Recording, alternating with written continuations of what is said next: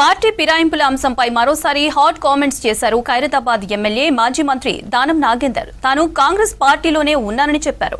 తాను ఏ పార్టీలో ఉంటే ఆ పార్టీ గెలుస్తుందని ధీమాగా చెప్పారు. దానం గ్రేటర్ ఎన్నికల్లో ఎంఐఎంని కలుపుకొని 300 డివిజన్లలో గెలుస్తామన్నారు.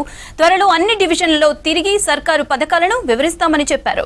జీహెచ్ఎంసీ ఓఆర్ఆర్ వరకు విస్తరించడంతో హైదరాబాద్ సిటీ మరింత అభివృద్ధి చెందుతుందన్నారు దానం. ఏ పార్టీలో అదే గెలుస్తుంది కదా, అది మన స్పెషాలిటీ కదా. జీహెచ్ఎంసీలో 300 మీరే గెలవాలంటారు. ఏ పార్టీ గెలవాలంటారు? పార్టీ పరంగా కాంగ్రెస్ గెలుస్తుంది కదా, ఇంకే గెలుస్తే వేరే పార్టీ గెలుస్తుందా?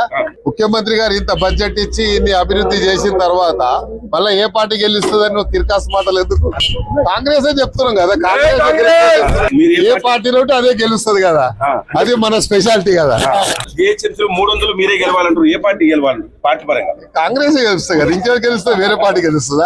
ముఖ్యమంత్రి గారు ఇంత బడ్జెట్ ఇచ్చి ఇన్ని అభివృద్ధి చేసిన తర్వాత మళ్ళీ ఏ పార్టీ గెలుస్తుందని నువ్వు తిరకాస్ మాటలు ఎందుకు? కాంగ్రెస్ చెప్తున్నాం కదా, కాంగ్రెస్